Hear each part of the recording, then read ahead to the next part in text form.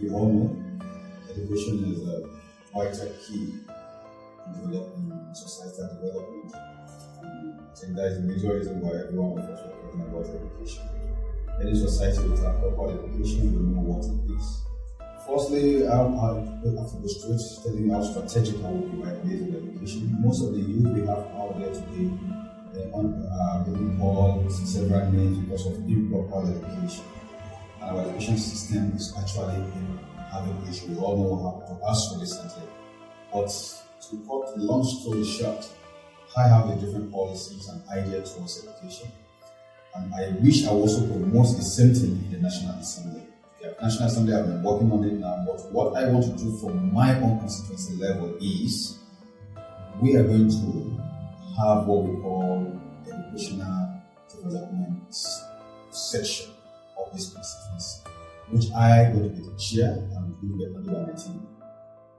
From what we have online, every citizen, every indigenous, every resident here is on the platform. For the youth, we have an availability of having a possibility of an opportunity of going to school. From secondary school to your universities without paying 1 naira. If you ask me how is it going to happen, I'm a legislature. The individual, how do we want to fund such things? We have what we call social corporate responsibility, which is called CSI from different companies. Here we have a lot of banks. We have big markets here where we know our people consume products and others. I also work in the private sector before, and at the time I was in the private sector, which I may not be able to tell you the total figure, I have been able to see how much CSI, even the company I work was in. But do we really access it for the right fit? So, but I have a different plan to ensure that I'm going to have a good relationship with the banks.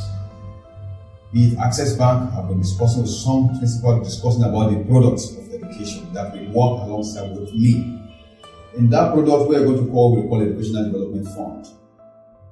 That fund will be made available for every student after your secondary school. You don't need to waste time. All we need once you have your WAEC or NEPO results, scan through, submit on my platform, which is an interface between me and everybody, which everybody will have his own password, and when you submit, go through under education. That will be demonstrated to everyone to understand how to do it. Submit your admission, your result, your admission letter that you've gotten admission, and instantly you're going to get an approval. The approval will not take you less than more than 48 hours. And that will now be communicated with the bank. Bank will also be sharing and having access to our educational department. So immediately you send that thing to the bank, that individual will now go to the bank with this approval slip that you might have proved, that you might have printed and submit to the bank. Bank will process the payment of such person straight to the school without asking for anything. And that individual also, there's a stipend we are already discussing, which I've already designed to ensure that everyone will be able to have certain amount of money they will be spent that you can take care of yourself in school. It's not easy to go to school and without having enough money, pocket money and others. If it's 100,000 naira we are giving to students per annum, that money will also be disbursed alongside. The money is not free. It's just like educational loan, but at our own constituency level. Since the federal government have not been able to scale through with what it wants to do, we can't wait for that. My people need to get out of school. This idea is to give every youth, everyone on the street, that chance of going to school. If I do that, the bank, my plan with the bank is to tell them, give us this fund. If it's 2 billion, if it's 3 billion, we need it in our bank, in our account for education for my residents. I want them, every child on the street deserve to go to school. You see, that money will be released by the bank, and bank will now ensure that they know that will be like a CSI from that bank. That means the money will be refunded back to the bank, but without we paying interest. That is what I'm negotiating with them.